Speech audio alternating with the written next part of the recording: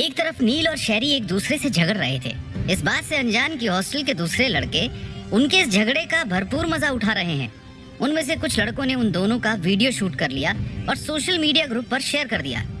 उधर नील बेतहाशा भागता हुआ लाइब्रेरी पहुंचा और जाकर एक बुक शेल्फ के पीछे छुप गया। थैंक गॉड पीछा छूटा उस बला से। नील ने अपनी तेजी से धड़कते दिल को काबू किया और एक लंबी सांस ली। अच्छा, तो तुम यहाँ छिपे हुए हो? अचानक शहरी की आवाज उसे सुनाई दी और नील कांप उठा। नील ने पलट कर देखा, शहरी उसके पीछे खड़ी हुई थी। नील डर से हकलाते हुए बोला, तुम यहाँ कैसे आई? शहरी चीखते हुए बोली, उड़कर आई, लेकिन मुझे ये नहीं पता था कि तुम चोर होने के साथ साथ एक मक्कार भी हो। नील बोला, देखो यार, मैं डर गया था, मुझे नहीं पता कि तुम मुझसे क्या चाहती हो। मैंने सच में कुछ नहीं चुराया है, मैं आखिरी बार कह रहा हूँ। फिर भी तुम्हें लगता है कि मैं झूठ बोल रहा हूँ, तो जो तुम्हारे मन में आए वो करो।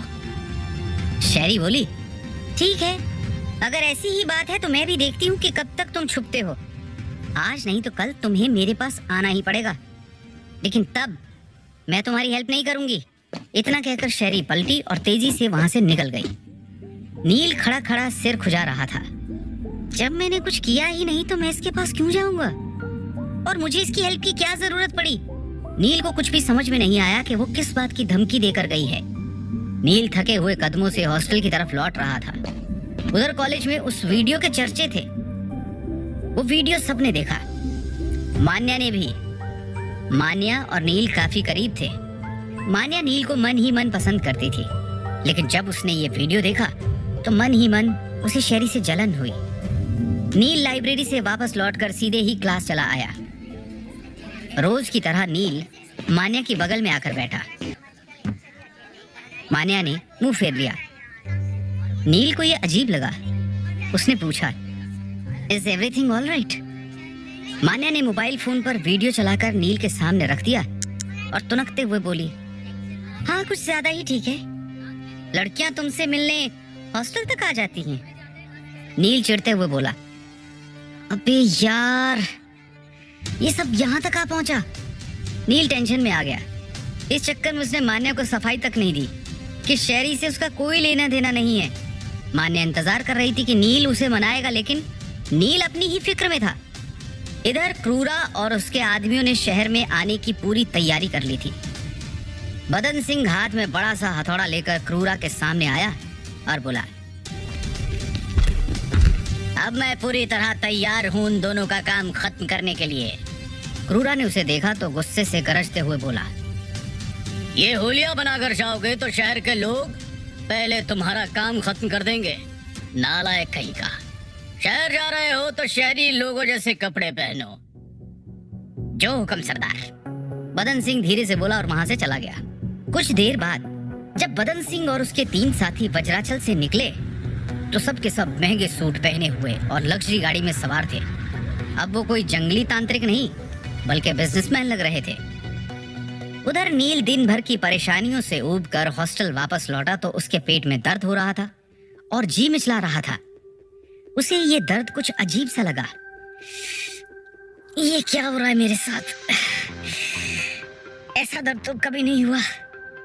धीरे धीरे उसका दर्द बढ़ता गया और अचानक ही नील को अपने हाथ पर एक अजीब सा निशान बनता हुआ दिखा। ये निशान कैसा है? नील के बाएं हाथ पर हरे रंग का एक दाग सा उभर रहा था। नील कुछ समझ पाता या किसी की मदद के लिए पुकारता उससे पहले ही वो अपने बिस्तर पर बेहोश होकर गिर गया। रोज की तरह आज भी करण नील को जगाने आया, लेकिन आज नील कुछ ज्यादा ही बेफिक्र होकर सो रहा था। करण को थोड़ा अजीब तो लगा, लेकिन वो फिर उसके बिस्तर के पास जाकर ऊंची आवाज में बोला, यार नील, ये अच्छा है तेरा। रात को सपने देख देख कर जागता रहता है और जब उठने का वक्त आता है तो घोड़े बेचकर सो जाता है। उठ जा मेरे भाई, वरना वो प्रोफेसर सेन गुप्ता यहीं आकर तेरे सारे घोड़ों का खून कर देंगे। इतना बोलकर करण ने नील को उसके कंधे से पकड़कर थोड़ा सा हिलाया, लेकिन नील अब भी जस का तस पड़ा था। ये देखकर करण को थोड़ी सी फिक्र हुई और वो ऊंची आवाज में बोला, नील उठ जा। नींद की गोलियां खाकर सोया है क्या, जो कानों पर जू तक नहीं रेंग रही? अचानक ही करण की नजर टेबल पर रखी अलार्म क्लॉक पर पड़ी और उसके चेहरे पर एक तिरछी मुस्कुराहट बिखर गई। अब देखता हूँ ये कुंभकर्ण की औलाद कैसे नहीं उठता। इतना बोलते ही करण ने वो अलार्म क्लॉक नील के कानों के पास लगाकर बजा दी, लेकिन नील अभी भी वैसे ही लेटा था। करण घबराते हुए बोला, ये उठ क्यों नहीं रहा है? इसकी तबीयत तो ठीक है। इतना बोलकर उसने फिर से नील को हिलाया और उसके चेहरे को गौर से देखा। ओ गॉड, शिट, ये तो बेहोश है। एक नंबर का बेवकूफ है तू करण। ये इतनी देर से नहीं उठ रहा और तू है कि प्रोफेसर का डर दिखाने में लगा हुआ है। करण दौड़ते हुए बाहर आकर अपने वार्डन के रूम में जाकर बोला, सर वो नील की तबीयत बहुत खराब है, वो बेहोश है। ये सुनते ही वार्डन चौंक कर कुर्सी से खड़ा हो गया और करण को देखकर घबराते हुए बोला, उसे तो तुरंत अस्पताल ले जाना होगा। तुम उसे बाहर लेकर आओ, मैं गाड़ी निकालता हूँ। इतना बोलकर वार्डन अपनी कार निकालने चला गया। तब तक अपने एक और दोस्त की मदद से करण नील को बाहर लेकर आया। वो लोग तुरंत ही उसे लेकर अस्पताल की तरफ निकल गए। कुछ घंटों बाद जब नील ने आंखें खोली तो उसने खुद को हॉस्पिटल में पाया। वो एकदम से उठ बैठा। उसे होश में देखकर करण खुश होते हुए बोला, थैंक गॉड तुझे होश आ गया। मैं बहुत डर गया था यार। नील ने पूछा, क्या हुआ था मुझे? करण बोला, डॉक्टर का कहना है स्ट्रेस की वजह से बेहोश हो गया था। करण की बात सुनते ही नील की आंखों के सामने कुछ परछाइयां लहराने लगी, जिसमें उसे कभी ड्रैगन पर बैठी एक राजकुमारी नजर आती तो कभी शेरी का चेहरा उसकी आंखों के सामने घूम जाता। नील को कुछ समझ में नहीं आ रहा था कि ये सब उसके साथ क्यों हो रहा है। उसने परेशान होकर अपना सिर पकड़ लिया। ये फिर से मुझे वही सब क्यों नजर आ रहा है? अचानक ही उसे घबराहट महसूस होने लगी। करण बड़े ध्यान से नील को देख रहा था। नील करण को देखकर बोला, करण, मुझे लगता है थोड़े दिन के लिए यहाँ से दूर जाना ही मेरे लिए ठीक रहेगा। मैं गांव में दादी के पास कुछ दिन के लिए जाना चाहता हूँ, जिससे कि ये सारी स्ट्रेस थोड़ी कम हो जाए। करण को उसकी बात बिल्कुल ठीक लगी और वो मुस्कुराते हुए नील को देखकर बोला, तू बेफिक्र होकर जा, यहाँ की चिंता मत करना नील। मैं तेरे सारे नोट्स रेडी रखूंगा, तेरी पढ़ाई में कुछ भी मिस नहीं होने दूंगा। इतना बोलकर करण ने नील को अपने गले लगा लिया। अगले ही पल करण को जैसे कुछ याद आया और वो नील को छेड़ते हुए बोला, वैसे कहीं ये स्ट्रेस उस लड़की की वजह से तो नहीं है? वो नील ने चिढ़ते हुए कहा, शट अप यार, जबरदस्ती का कनेक्शन जोड़ने की कोशिश मत कर। वैसे भी वो बहुत इरिटेटिंग है, उसके बारे में बात करके मुझे अपना टाइम वेस्ट नहीं करना। इतना सुनते ही करण खुश होकर उसे और कसकर गले लगाते हुए बोला, ओ यार, तूने तो मेरा दिल खुश कर दिया, सच में मैं बहुत खुश हूँ ये सुनकर कि तुझे उसमें कोई इंटरेस्ट नहीं है। लेकिन यार मैं उसमें बहुत इंटरेस्टेड हूँ, कसम से। प्लीज यार कोई सेटिंग करवा देना। करण का इतना बोलना था कि नील ने उसे घूर कर देखा। मैं तुझे कोई मैच मेकर दिखता हूँ क्या? मैंने यहाँ मैरिज ब्यूरो खोला है? फालतू की बकवास बंद कर। वो लड़की मुझे बहुत चालू लगती है, तू भी उससे दूर रहना, इसी में तेरी भलाई है, समझा? नील की बातें सुनकर करण मुंह बनाते हुए बोला, खड़ूस कहीं का, ना खुद का घर बसाना है ना मेरा बसने देना है। ऐसे दोस्त से तो दुश्मन भले। लगभग दोपहर के वक्त तक नील को अस्पताल से छुट्टी मिल गई। अब वो बिल्कुल अच्छा महसूस कर रहा था। उसने अपने कॉलेज में छुट्टी की एप्लीकेशन दी और शाम को ही अपना बैग पैक करके गांव जाने के लिए निकल गया। नील को उसकी दादी ने ही पाल पोस कर बड़ा किया था। उसकी दादी नील के लिए पूरी दुनिया थी। नील लगभग 2 घंटे के सफर के बाद अपने घर पहुंचा और उसने दरवाजा खटखटाया। लगभग 2-3 बार दरवाजा खटखटाने के बाद अंदर से एक बूढ़ी औरत ने दरवाजा खोला। उन्होंने सफेद रंग का सलवार कमीज पहना था और उनकी आंखों पर चश्मा लगा था।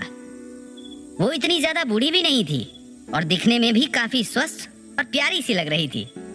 नील को देखते ही वो मुस्कुरा उठी।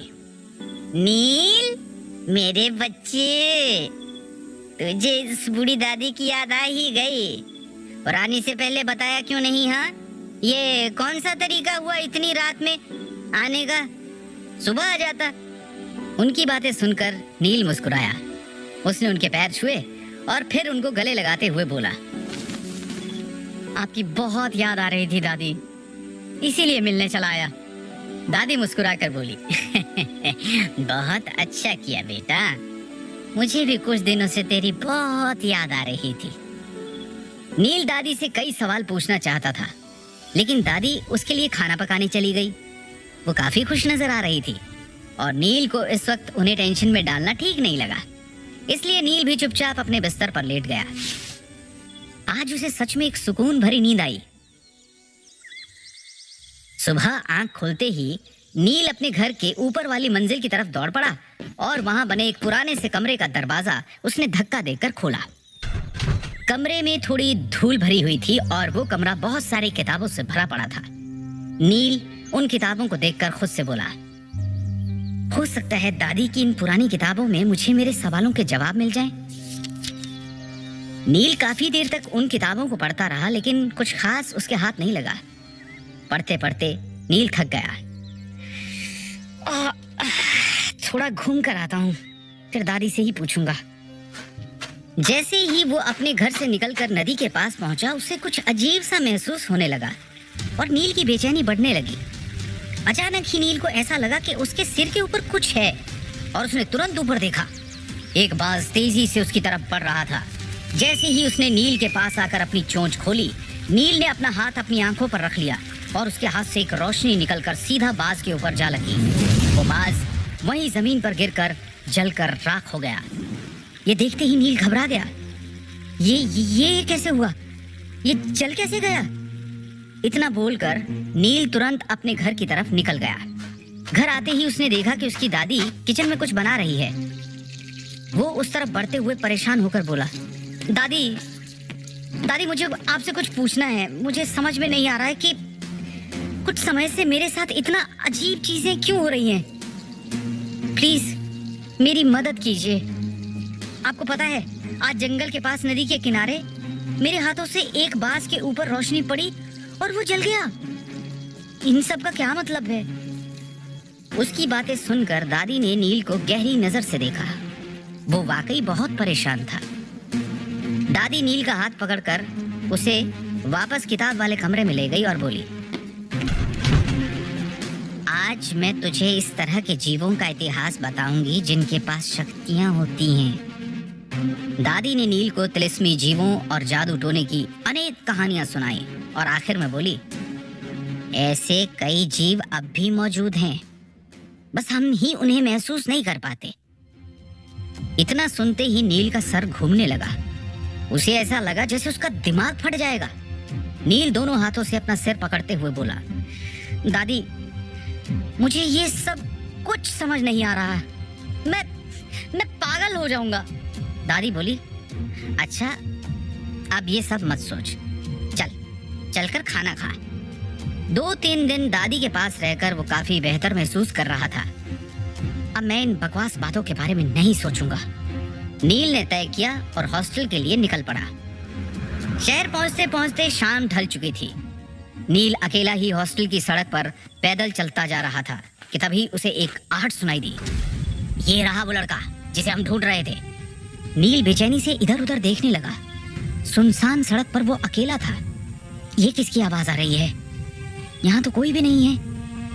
अभी नील ने इतना कहा ही था कि उसे एहसास हुआ जैसे कोई नील के पीछे खड़ा है। नील तुरंत पलट कर देखने लगा। पीछे देखते ही नील एकदम से चौंक गया। चौंकने से ज्यादा उसके चेहरे पर डर के बादल मंडराने लगे। उसके पीछे तांत्रिक क्रूरा के आदमी खड़े थे। वो आदमी बहुत अजीब से थे। उन्होंने काले रंग के झोले जैसे कपड़े पहने थे। सबकी आंखें खून की तरह लाल थी और वो किसी राक्षस से कम नहीं दिख रहे थे। उन सब में बदन सिंह सबसे आगे था। नील को घूरते हुए वो बोला, ये लड़का जिंदा नहीं बचना चाहिए, पकड़ो इसे। क्रूरा के लोगों ने नील को चारों तरफ से घेर लिया था। नील के पास ना तो उनका मुकाबला करने की हिम्मत थी और ना वहां से भागने की मोहलत। क्या नील को मारकर क्रूरा हो जाएगा अपने मकसद में कामयाब?